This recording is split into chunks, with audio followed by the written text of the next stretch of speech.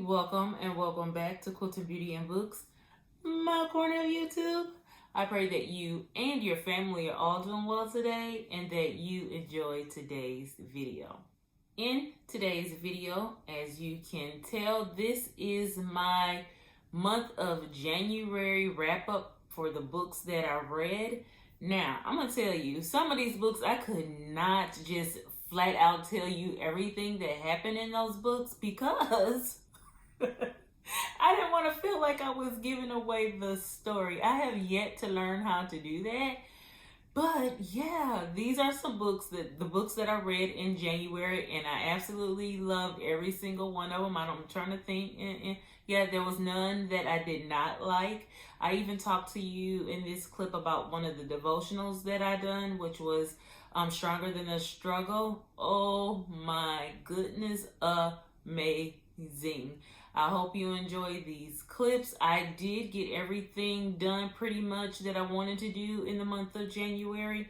The only thing that I did not get able to do was all of the Bible studies and all of the prayer sessions that my dad had at his church.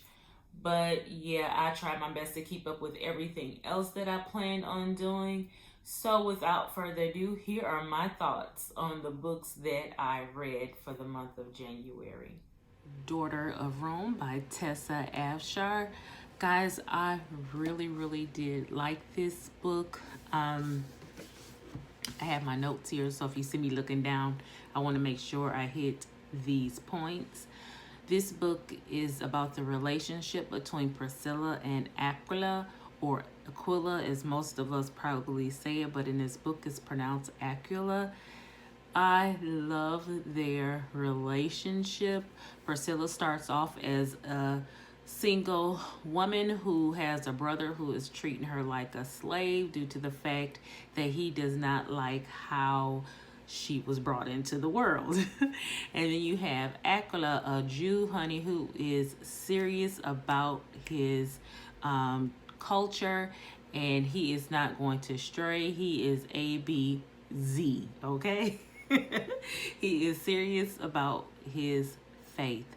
And I love that about him. And when they met and he found out she was a Gentile, he was like, I want nothing to do with her. And he couldn't believe how his family members were taking her in and stuff like that, because he didn't really get or understand, or didn't even want to at the beginning understand that, you know, she was a true follower of Christ.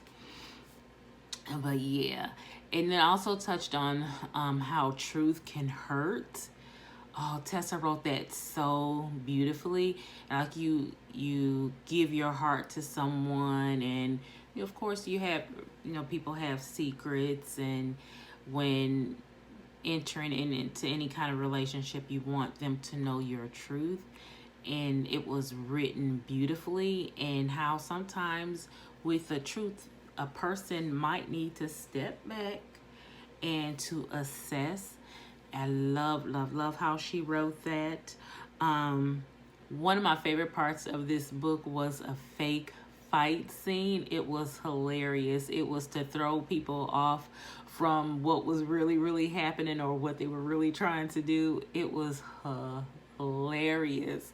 I remember Aquila said, I couldn't believe that was my wife saying those things. It was so funny. I enjoyed that part. And the last thing I wanted to touch on in this book is, because of course it does have elements of romance in it. It's a love story, so it's gonna be in it.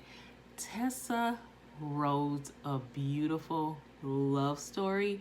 She is one of my favorite authors when it comes to dealing with intimacy in a beautiful way. The Bible kindly says, they knew each other. That's it. Tessa, she wrote the intimacy in this book with It was just so beautiful, guys. It was so beautiful. It was clean. It was tasteful. You wouldn't be embarrassed to, let maybe your teenage daughter or someone like that read this book, because it was beautifully and tastefully done, and in a way that I was like, girl, Tess almost made me want to go smoke a cigarette, okay? So, yes, it was really, really good. I hope you guys enjoyed this book. I definitely recommend this book. And in fact, this completes all of the books that I have of Tessa Afshar. Now, I say it does complete because I've already read Pearl in the Sand, but I do want to read her 10th edition one. So I do have it. So, but I've read all of the original books. Let me say that. And then again, sometime this year, I will read the 10th edition of Pearl in the Sand, if I'm not mistaken. I think I probably said that wrong. Pearl in the Sand is the book that I have the 10th edition on. And I look forward to reading it sometime this year. On to the next book. The Last Man at the End by R. William Bennett. Guys, this book was really, really, really good. At first, I was like, oh, this is kind of borderline boring. And it turned out to be an excellent book. This book is about a man named Simon who was a spice merchant. He went traveling to provide for his family and selling spices throughout the land. And one night he came to, he was looking for a place to stay. He got in. I'm sorry if the camera is shaking. I got it propped up on some books.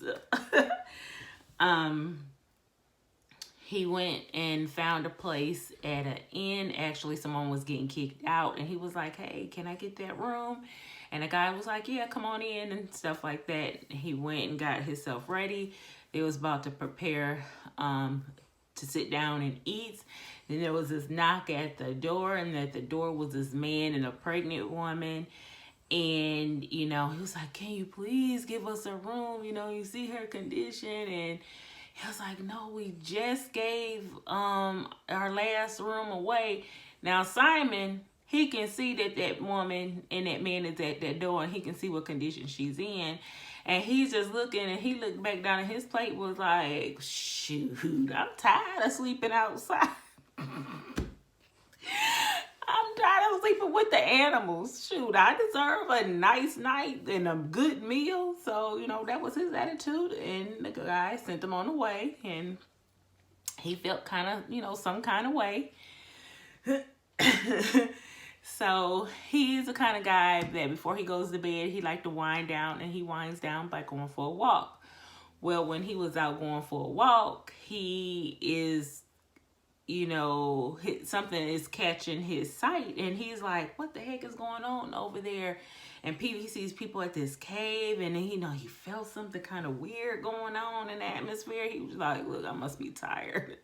Something, this is crazy. And he just felt something there, but he wasn't sure what it was. And then he went home. He finally went home, left that place and stuff like that, and he found out more and more and more. And then people were talking about, this babe being born, and it's possible, the fulfillment of prophecies, and he was like, yeah, not whatever. He just really wasn't believing it. And regardless of who was saying it, he was like, yeah, nah, whatever. Well, as time went on, I'm going to skip stuff in the middle. As time went on, his son was like, Dad, I believe. And he was like, believe what? So he was kind of, I'm not going to say he was a jerk, because he just wasn't there yet in his faith. And it's just like so many Christians today. We all have to go through that walk, and we have to go at it. We answer that call according to when God says, we're to answer that call. It's not that you can't do it because your mama did it. You can't do it because your daddy did it. it's all a personal choice. And Simon wasn't there, but his son was, and his son was like, well, I'm going to follow Christ. Simon was like, I don't understand how you do, doing all this. And it was just really, really something.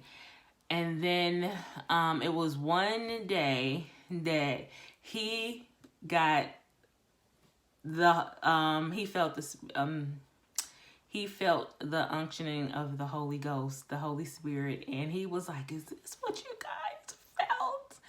Guys, I'm going to tell you, when I read that part in his book, I felt it too, okay? It's something about God's word. You already know it is the living word. I hope you already know that. Meaning it's going to touch you differently each and every time to meet your need. It is so amazing, guys. When I tell you, I had to listen to, I read it, I had to listen to it over and over again from chapter 24 through the end of the book.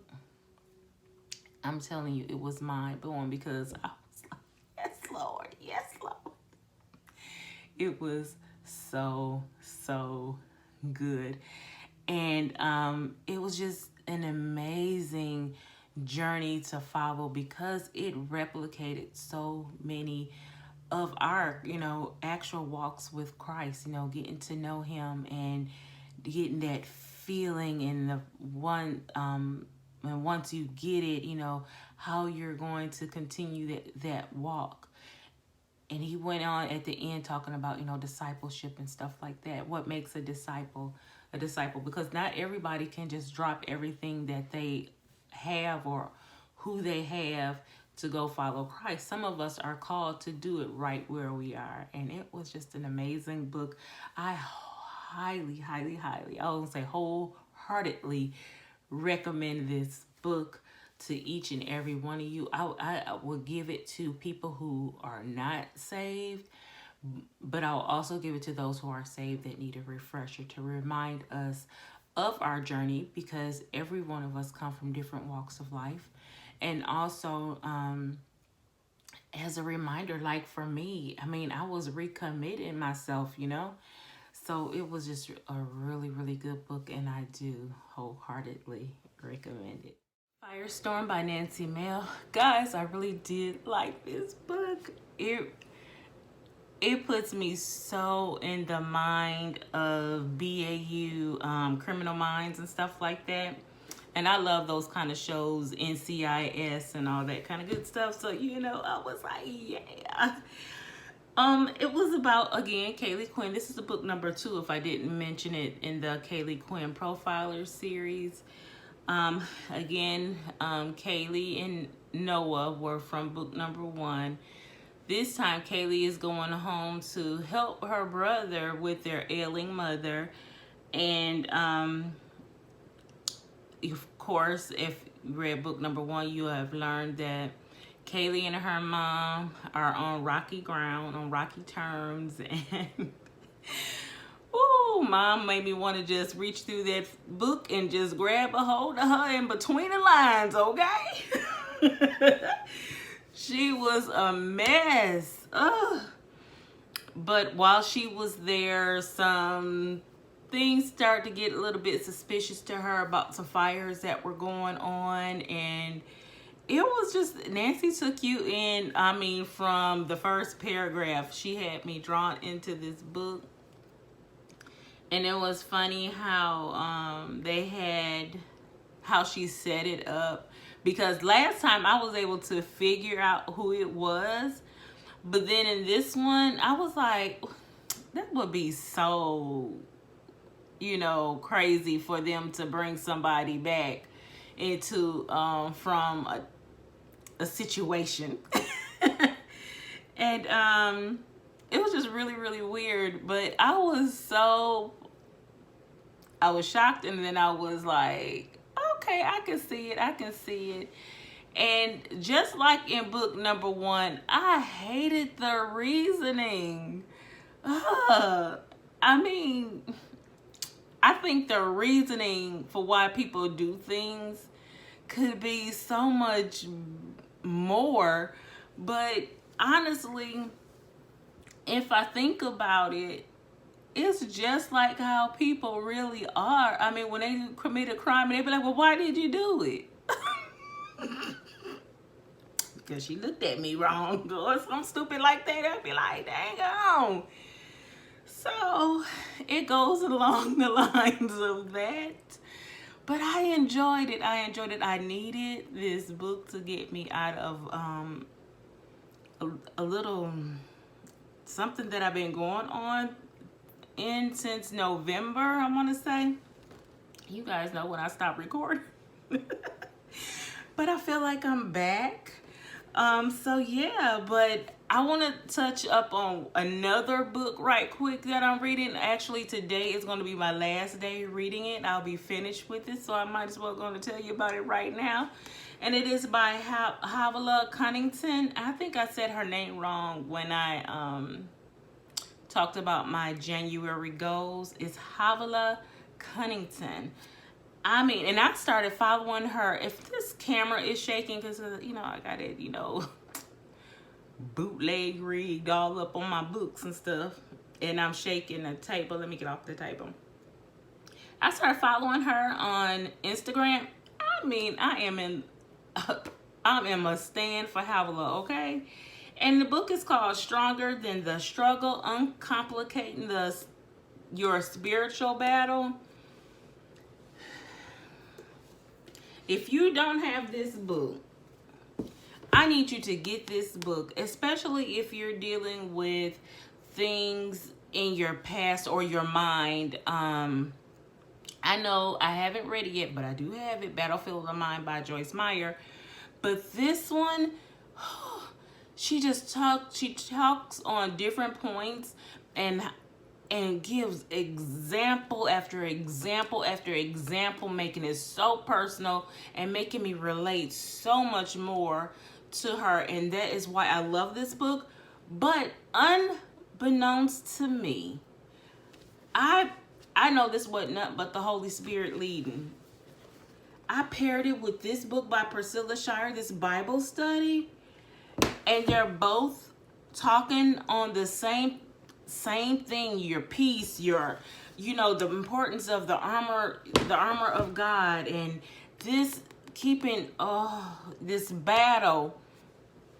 These two together, I'm telling you, bloody amazing. Amazing. Highly recommend all three of these books. I can't pick up the other one, but yes, highly recommend all three. I won't be finishing this one until like the second week in February, so I look forward, let me so you can see it a little bit better. Look forward to finishing this one. I did not download the videos, but I did download the audio of the videos, and I'm a visual learner. So there are sections of this Bible study. I am so all off, but y'all don't care. Y'all love it, don't y'all? I know you do. Parts of this Bible study, and I'm going to most likely repeat it again. Like this part that goes with the video, it's hard for me to catch what she's about to say when I'm hearing it, if I'm only hearing it. But if I'm watching her, I can see body language, and sometimes they do throw it up on the screen. So that is the hardest part for me, but I have been able to do it, and those lessons have been phenomenal. So again, if you're going to get this book, please pair it with this one. It will blow your mind. I am like loving it. Even though I'm finishing this one a lot earlier, I'm still gonna remember some of the things that she said in here, because like, guys, when I tell you, I hate that I'm in front of this light. This natural light is killing my pages. Let me see if I put it on this side. It don't matter. It just acting ugly. But you can see I went ham on highlighting. Just ugly. Natural light. You're supposed to be nice to me. There you go. So you can see. I was annotating. I was a mad woman annotating this book, okay? So much so I ran out. My highlighter ran out. But anywho, I have one more book to read, and I can't wait to finish it because so far so good. It is really, really good. So, see you in a little bit. Isaiah's Legacy. Guys, I love this book. I mean, I was at a little bit halfway, and I had to text Nay. I was like, girl, this book was so dang on good. I mean, it was packed full of what I loved in the book. Of course, it had the drama. It had love. It had a lot of animosity. Not saying that I just love those things, but you know, that kind of keeps me interested in a book. This book was so good. It is about a young girl taken from her father, who by a relative. You know, I'm trying not to be spoilery, so you guys are gonna have to bear with me. Yeah, she was taken by a relative, because the relative was upset that he got uprooted from a position that he had in King's household. Let me put it that way. So he got her, and he was going to use her to gain access to the future king. Honey, it was a mess. It just had me thinking of people who want things or desire to have things, and they don't go about obtaining those things legitimately or honestly. He had this young girl scheming. He had her out here just wild, you know, and she was under the impression that what she was doing was good, beneficial. When she was with her father, she was in the Hebrew faith, and all of a sudden, when her uncle came to get her, I understand. See, I done gave it away. Her uncle, cause I'm not editing it. Her uncle came to get her. All of a sudden, she started believing in false gods, and she had to learn.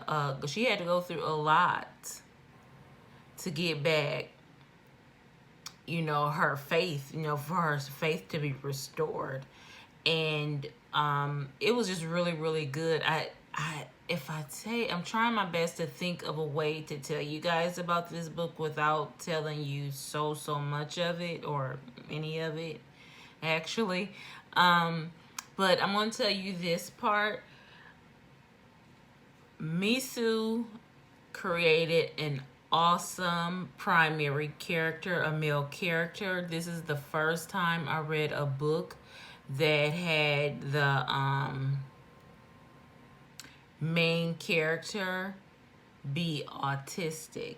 Now, I know I've had I've had read one who had depression, anxiety. I had those, but I've never read a book. I don't recall having read a book with the main character being autistic, a form of high functioning autism. And it was really, really good, because I know those things, I'm sure, existed back then. They just didn't have the names that we have today. So going on that journey of him being a young man, and when I tell y'all, you know what, it just tickles me to no end to know that there was 11-year-olds talking about marriage and having children. That blows my mind. Because I can't remember being 12 talking about married and having kids. What? So it was that in there, and you know, this was biblical times, and it was just so good watching this young man from a boy turn into you know, a young man and watching him grow. It was times I hated him. I'm gonna tell you, it was several characters in this book that, I mean, they were straight up evil. And I'm like, Lord, I know this is a book, but there are people out here like that in real life. And you be like, Lord, I really don't want to hate them people. And one of the main characters, well, I'm gonna call her main characters because there was several main characters in this book. I'm just gonna say was the mother, the young king's mother. Her love for Christ. Oh my God. It was an amazing journey to read her book read her story. And it was because there are times when people do wrong by you or wrong you, and Christ requires us to love them anyhow. Oh my gosh. Oh my gosh. It was just so good. I'm going to say you guys will enjoy this book. I don't know how she does it.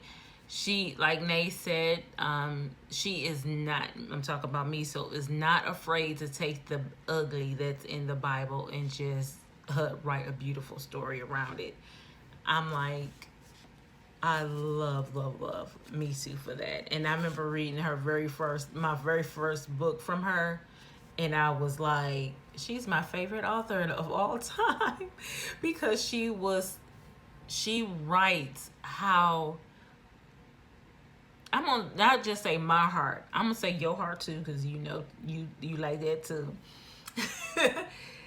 She writes how my heart feel when things hurt, and and you think these thoughts, and these are the thoughts that she's putting down on paper. And it was just so good to see. And then to see how she brings it back and say we have to do it out of love. Come on, guys, this book was really good. So, but I'm not gonna keep you, but I enjoyed my January reads, and I am so glad that I did push through and read, and sometimes I did use audiobooks for some of the books. I'm so glad that I did that. And yeah, I had an amazing time with January reads. I look forward to seeing what I'm going to choose for February. Guys, this now concludes my January wrap up. I hope you enjoyed this video. Go ahead and give a thumbs up. Leave some comments down below, especially if you read some of these books. Go ahead and tell me your thoughts of them, or if you plan on getting these books. Go ahead and follow me over on Goodreads and Instagram, both at the handle Quilting Beauty and Books. And until the next video, guys, be blessed. Bye.